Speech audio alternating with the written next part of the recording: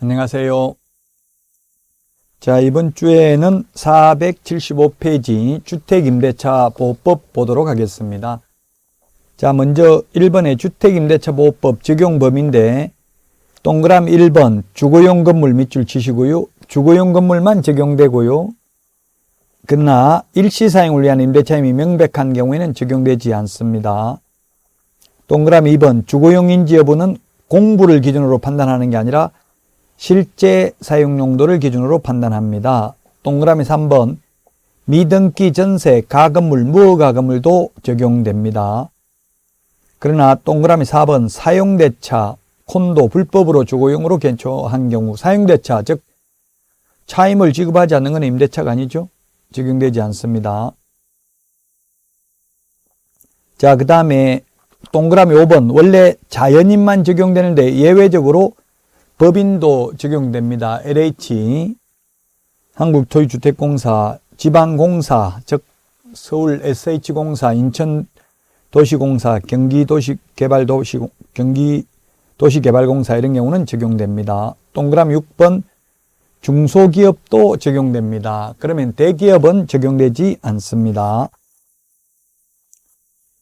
475페이지 맨 밑에 대항력인데요. 대항력은 이사하고 전입신고하면 그 다음날 오전 0시에 대항력이 생깁니다. 476페이지 그 대항력의 내용이 뭐냐 하면 대항력을 갖추고 있으면 집주인이 바뀌어도 세입자는 바뀐 집주인에게 계속 임대차를 주장할 수 있습니다. 2년 계약을 했는데 만약에 1년 만에 주인이 집을 팔았다 하더라도 세입자는 바뀐 집주인에게 남은 기간 1년 더 살겠다고 주장할 수 있는 게 대항력이죠. 자, 존속기간입니다. 476페이지 3번에 양가로 1번 최단기 존속기간이 2년입니다. 따라서 2년 미만으로 정한 임대차는 2년으로 봅니다. 다만 임차인은 2년 미만의 기간의 유효함을 주장할 수 있습니다. 편면적 강행규정입니다. 임차인은 2년 미만의 유효함을 주장할 수 있다.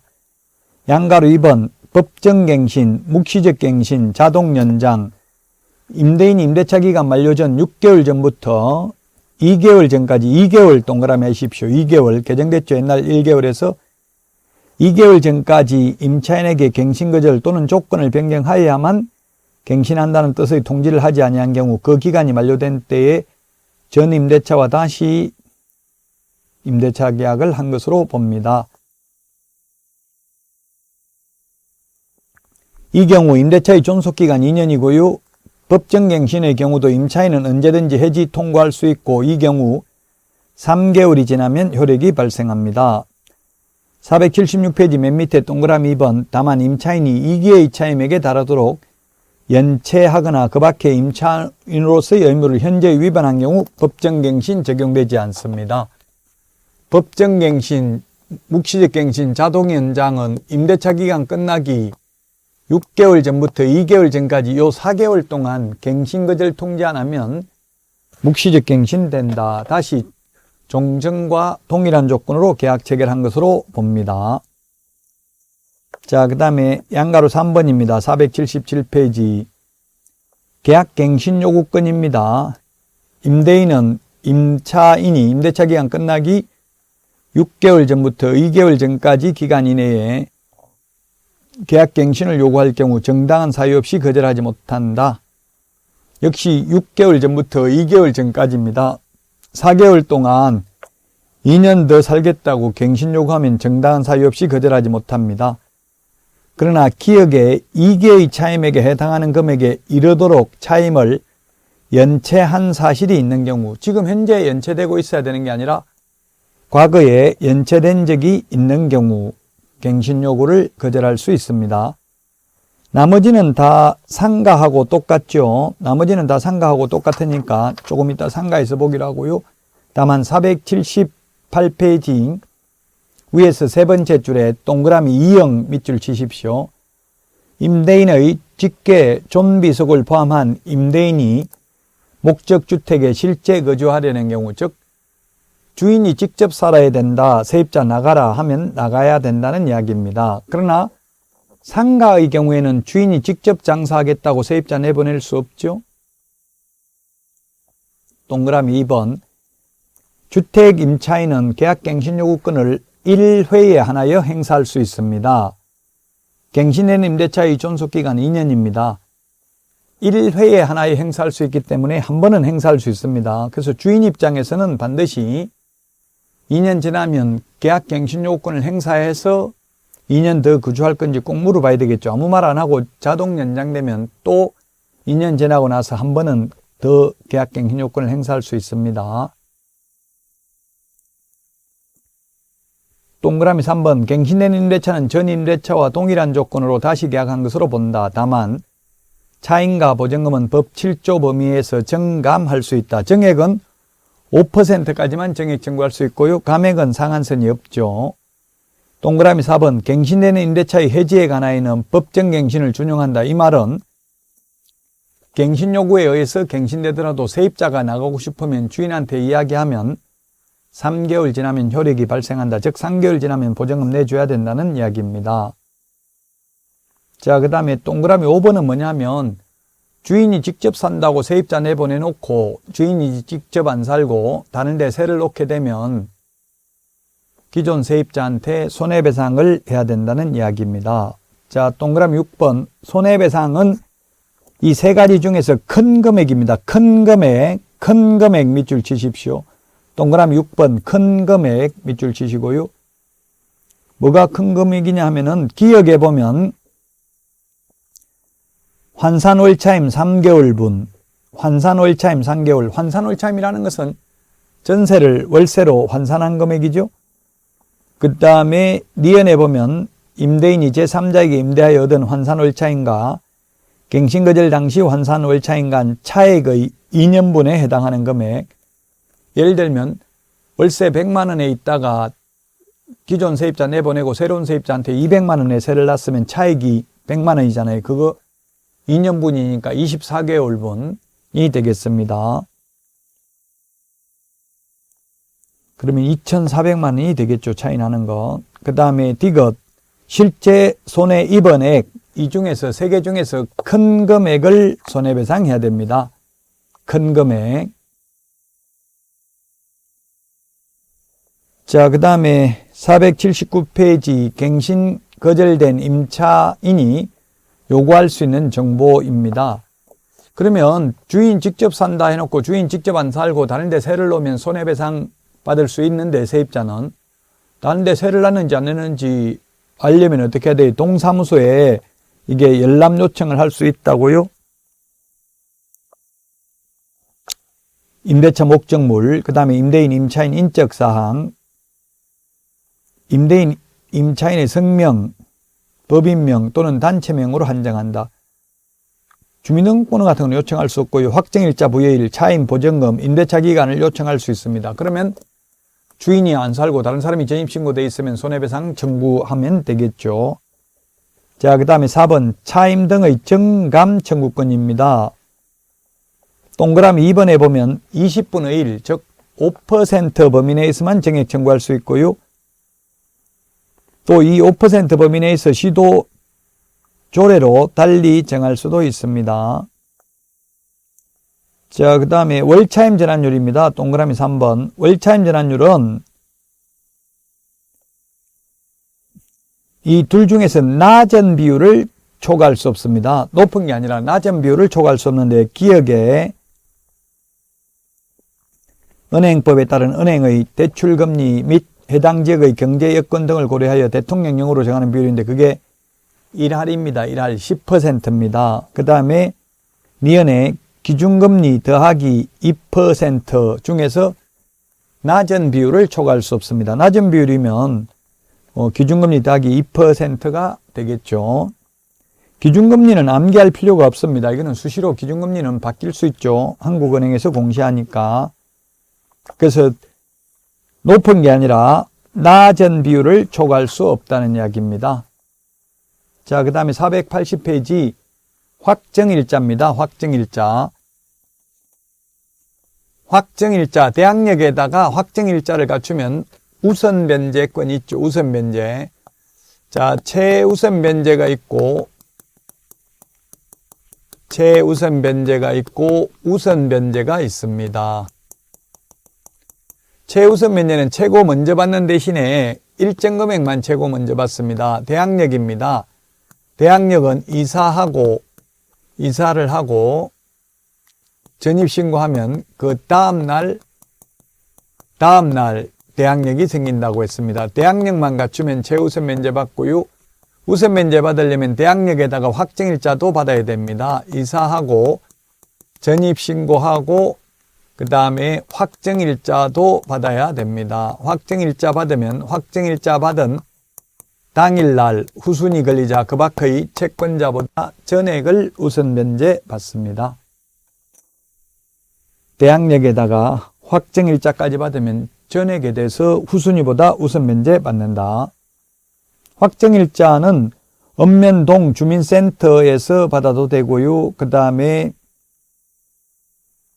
시군구의 출장소, 지방법원, 그 지원, 등기소, 등기과, 공정인 사무소에서 받을 수도 있습니다. 상가의 경우에는 세무서에서만 확정일자를 받죠. 자, 그 다음에 481페이지 임차권 등기 명령 제도입니다. 임차권 등기에는 두 가지가 있습니다. 명령에 의한 등기가 있고 설정 등기가 있는데, 명령에 의한 등기는 계약기간이 끝나도 주인이 보증금을 돌려주지 않는 경우에는 명령에 의한 등기를 할 수 있습니다. 근데 설정 등기는 언제든지 당사자 간의 합의만 있으면 계약기간 중에도 할 수 있는 게 설정 등기죠. 그 대신에 합의가 있어야 되고요. 명령에 의한 등기는 합의가 안 돼도 계약기간 끝나도 주인이 돈을 돌려주지 않는 경우에는 명령에 의한 등기를 할 수 있습니다. 등기를 하게 되면 명령에 의한 등기든 설정 등기든 효과는 똑같습니다. 자, 양가로 2번 효력을 보면 동그라미 1번 대항력 및 우선 면제권을 취득하게 됩니다. 등기하게 되면. 그리고 이미 취득하고 있는 대항력 우선 면제권은 그대로 존속 유지됩니다. 그 다음에 동그라미 2번 임차권 등기가 된 이후에 새로 들어온 새로운 세입자의 경우에는 최우선 면제를 받을 수 없고요. 동그라미 4번 임차권 등기와 관련된 소요된 비용을 임대인에게 청구할 수 있습니다. 자, 그 다음에 동그라미 4번은 뭐냐면 481페이지 맨 밑에 임차권 등기 말소 의무와 보증금 돌려주는 게 동시 이행 관계가 아니라 선이행이다. 즉 보증금부터 돌려주고 등기 말소해달라고 해야 된다. 자, 그 다음에 482페이지입니다. 소액보증금 최우선 면제입니다. 최우선 면제. 자, 최우선 면제 요게 지금 482페이지, 483페이지 맨 위에 박스에 있는데요. 두 개 다 이걸 고치셔야 되겠습니다. 아직 확정은 되지 않았는데 입법 예고되어 있습니다. 바뀔 게 거의 확실시 됩니다. 서울의 경우 483페이지 그 1억 5천만 원을 1억 6,500만 원으로 고치십시오. 서울이 1억 6,500만 원입니다. 즉 1,500만 원씩 더 올리면 됩니다. 1,500만 원 더 올리면 되고요. 최우선 면제 받는 거는 500만 원 더 올리면 되겠죠. 5,500만 원까지 최우선 면제 받습니다. 서울인 경우. 우리 책을 고치십시오. 아직 확정되지 않았는데 거의 바뀔 게 거의 확실시 됩니다. 그 다음에 과밀억제권역 세용화입니다. 김포입니다. 세종, 용인, 화성, 김포. 과밀억제권역은 종전에 1억 3천이었는데 지금은 1억 4,500만 원 이하인 경우에 옛날에 4,300인데 지금은 4,800, 500만 원 더 올리면 되겠죠. 4,800만 원까지 최우선 면제 받고요. 그 다음에 광역시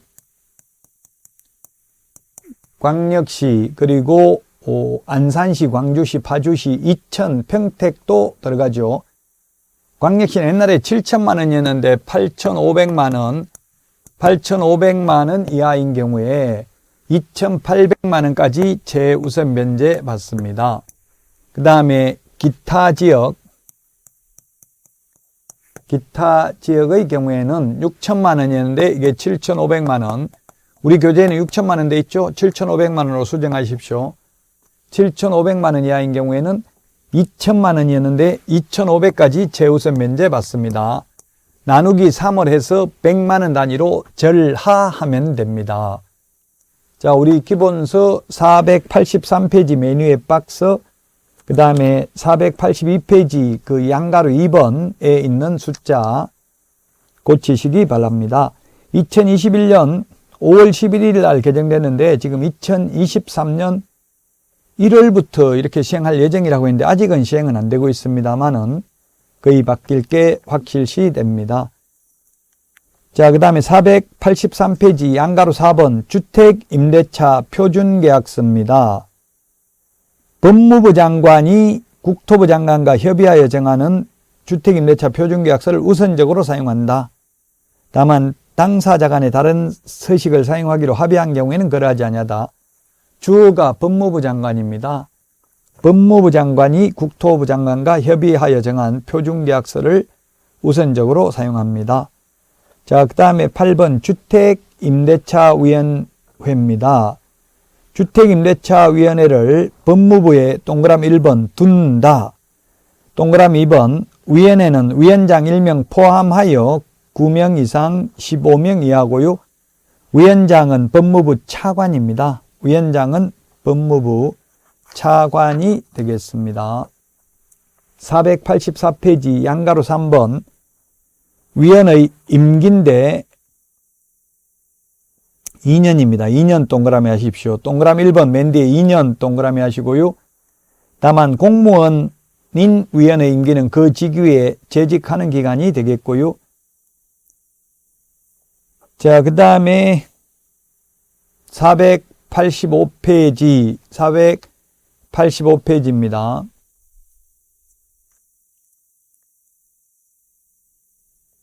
주택임대차 분쟁조정위원회입니다. 주택임대차 분쟁조정위원회는 동그라미 1번 대한법률구조공단, 그 다음 지부, 한국토지주택공사 지사 또는 사무소 및 한국부동산원의 지사 또는 사무소에는 둔다.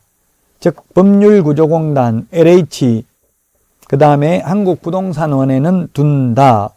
동그라미 2번 시도에는 둘 수 있다. 분쟁 조정을 하기 위해서 시도에는 둘 수 있다. 486페이지 메뉴의 조정위원회의 구성인데요.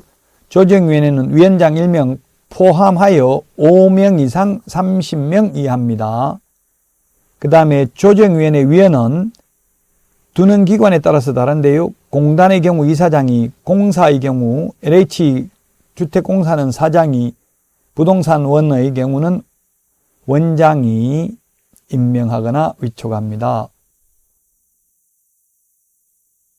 지자체의 경우 지자체장이 임명하거나 위촉하게 될 것입니다. 자, 그 다음에 486페이지 맨 밑에서 네 번째 줄 동그라미 7번 조정위원회 임기는 분쟁조정위원회 임기는 3년입니다. 연임할 수 있고 보궐위원회 임기는 전임자 남은 임기입니다. 분쟁조정위원회 위원의 임기는 3년입니다. 주택임대차위원회 위원의 임기는 2년이었었죠. 자, 그 다음에 487 양가로 4번 처리기간입니다. 조정위원회는 분쟁조정 신청받은 날로부터 60일 이내에 그 분쟁조정을 마쳐야 된다. 다만 부득이한 사정이 있는 경우에는 조정위원회 의결을 거쳐서 30일 범위에서 그 기간을 연장할 수 있다. 자, 그 다음에 양가로 5번 동그라미 1번 조정위원회가 조정안을 작성한 경우에는 그 조정안을 지체 없이 각 당사자에게 통지해야 되고요. 동그라미 2번 조정안을 통지받은 당사자가 통지받은 날로부터 14일 이내에 수락의 의사를 서면으로 표시하지 아니한 경우 조정을 거부한 것으로 본다. 조정을 거부한 것으로 본다. 밑줄 치십시오. 조정을 수락한 걸로 보는 게 아니라 거부한 것으로 봅니다. 10번 주택 임차권의 승계입니다. 임차인이 상속권자 없이 사망한 경우 그 주택에서 가정공동생활을 하던 사실상 혼인관계에 있는 자는 임차인의 권리와 의무를 승계한다.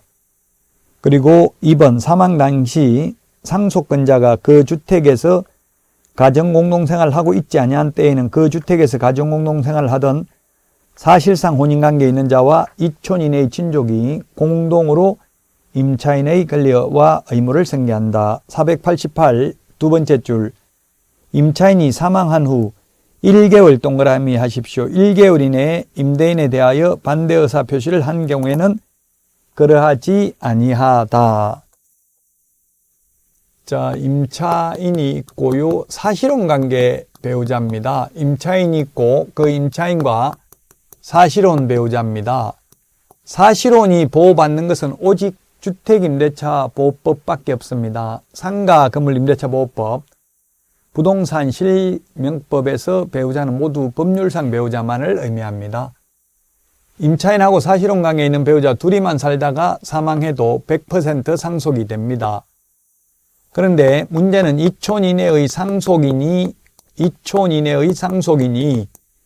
가정공동 생활을 한다면 상속인에게만 상속이 되고 사실혼 배우자에게는 전혀 상속이 안 됩니다. 그런데 상속인하고 가정공동 생활을 하지 아니한 경우입니다. 노부모를 요양원에 모시고 임차인하고 사실혼 배우자 둘이만 살다가 사망하면 이 상속인과 사실혼 배우자가 2분의 1씩 공동으로 상속을 받습니다. 그러나 임차인이 사망한 날로부터 1개월 이내에 반대 의사를 표시한 경우에는 그러하지 아니하다. 2년 계약 체결해 놓고 1년 만에 사망했습니다. 그러면 남은 기간 1년을 더 살 수 있는데 계약기간 끝나기 1개월 전까지 남편 죽은데 계속 꿈속에 나타나서 도저히 무서워서 못 살겠습니다. 주인한테 방 빼야 되겠습니다. 보증금 내주세요 하면 내줘야 된다고요. 1개월 이내에 반대 의사를 표시한 때에는 그러하지 아니하다. 이 말은 승계되지 않는다는 뜻입니다. 자, 여기까지 하고 상가 건물 임대차 보호법부터는 쉬었다가 하도록 하겠습니다.